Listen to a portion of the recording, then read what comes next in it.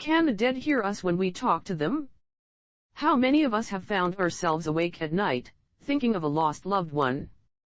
Filling them in on what has been happening in our lives, wishing they were there to experience it with us? Or found ourselves in a desperate situation looking to someone who has passed for advice or help? What would they do in the situation? Asking for a sign of which path to take, or simply a sign that they are there? Constantly reaching out to a lost loved one with no reply can be frustrating and upsetting. All we want is a sign that our messages or questions are being received. Which leaves us asking, can the dead hear us when we talk to them? The simple answer is yes, they do. We might not always feel like they are around us, or even listening, but our loved ones do receive our messages. When we think of a lost loved one, we connect with them on a level we do not understand. They are not physical beings, we cannot send them an email or drop them a text. They have no definite space in our world, so contacting them won't be as easy as contacting a friend or colleague at work.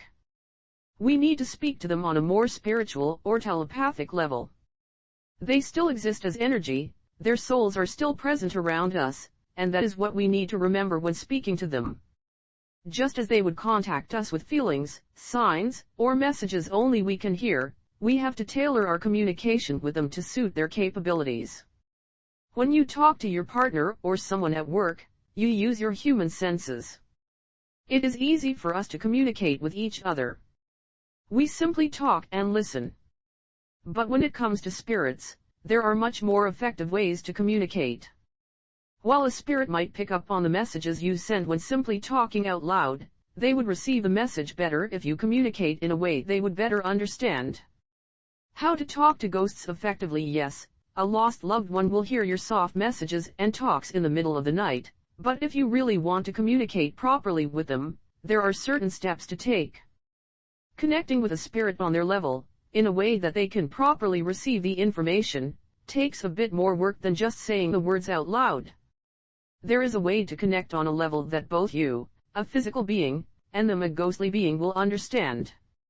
By using different means of communication and working on different wavelengths than normal, you can communicate your messages and questions across to a loved one, and hopefully receive some reply back from them. By simply talking out loud, you are probably not going to get a reply, but by using specific methods and with some luck, you could find yourself mid-conversation with someone you have lost. 1. Use a universal language to connect to a spirit. You need to use a universal language. That universal language is emotion. Spirits do not need to have a physical body to feel emotions.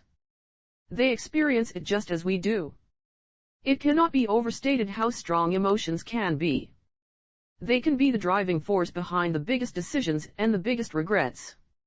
It is no wonder then that this raw energy of emotion can be the best way to communicate with someone who has passed. If a spirit has a level of consciousness, they will be able to feel and understand emotions. They are then able to use these emotions to convey messages or feelings to us. A spirit can emit positive healing feelings towards us, and this could cause us to feel comfort and ease. If a spirit wants to warn us of something, they could send through negative emotions and cause us to feel fear or doubt. These strong emotions can act as a great way to communicate with spirits, but we have to be open to receiving and reading these emotions, instead of just brushing them off. It will take some practice, but after time you will be able to separate and read these emotions effectively and interpret them as they are meant to be read. At first, it will be overwhelming and confusing, but when communicating with a spirit you should be able to find patterns and specific signs that will help you interpret messages. Keeping a journal of how you feel during sessions will really help you keep a track of these patterns, and will help you identify messages. Alternatively, the journal can be taken to an expert who could help you decode messages. If you are hearing anything, it can be extremely important to use what is called a spirit box. A spirit box allows you to record, and oftentimes interpret EVP, or electronic voice phenomenon. I use this popular one that you can get on Amazon. To learn how to communicate back, while it is one thing to receive emotions from spirits and ghosts, we need to learn how to send these same emotions to them as well. To start, you should have your question in mind. Whether it be "Are you okay?" or "Please give me a sign."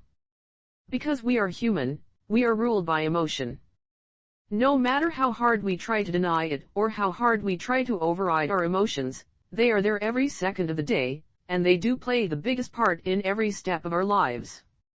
When verbalizing your question, you must focus on the emotions behind the words. Broadcasting the emotion through your words, your physical being and through energy will help the spirit easily receive the message. As spirits work mainly on emotions, they are much better at interpreting these emotions than us. Imagine you are blind and can only use your sense of hearing to navigate around. Your hearing would be heightened and very fine-tuned, more than the average person. This is the same for spirits. Their sense of emotion is much stronger than ours. It is one of the only things they have to work with. 3. Learn to clear your mind. Communicating with a spirit using emotions will not work if you do it in a noisy, busy environment. There will be too many stimulants and you would not be able to determine what is coming from the spirit and what is just the environment around you. In order to receive these messages clearly from spirits, you need to learn to be at peace and find your calm. At home, switch off all electronic noise.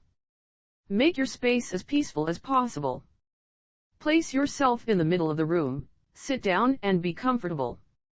Focus on your breathing, and with each breath get rid of all the feelings that have been with you from your day. Be aware of what is around you, what you hear, smell or feel, but don't let these senses cloud your mind. Once you have found your sense of still, you will be ready to receive messages from spirits. By making yourself a blank page, you are easily able to send out questions in the form of emotions without your existing emotions getting in the way. You will also be able to easily read the emotions that are sent back to you in an answer from the spirit. Even if you are not contacting a spirit, it is a good idea to practice this method of meditation. With practice, you will be able to easily switch off any emotional distractions around you, and you will be able to recognize external emotions being sent to you by a spirit. With enough practice, you might even recognize these messages being sent to you when you are out and about. This will help you pick up on all the messages sent, no matter the time of day or where you might be. Don't doubt yourself. Probably the biggest barrier between human and ghost communication is our willingness to believe it is possible. There is no point trying to communicate with a spirit if you do not believe that you will get a reply, or that it is even possible at all. Opening yourself up to receiving a reply, even if you don't understand it at first, is the best way to encourage these messages to be sent to you. Spirits find it difficult to push through doubts and negative emotions blocking your willingness to receive messages. By giving them an open pathway, they are able to send more detailed messages and emotions through to you. Keep hope. If you find yourself up in the middle of the night, talking to a lost loved one, remember that they aren't always lost. They can hear you, they are receiving your messages, and they feel your emotions. Don't stop talking to them just because you doubt whether your messages are getting across.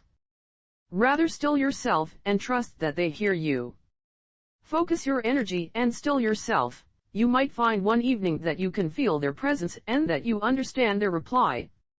Just don't lose hope.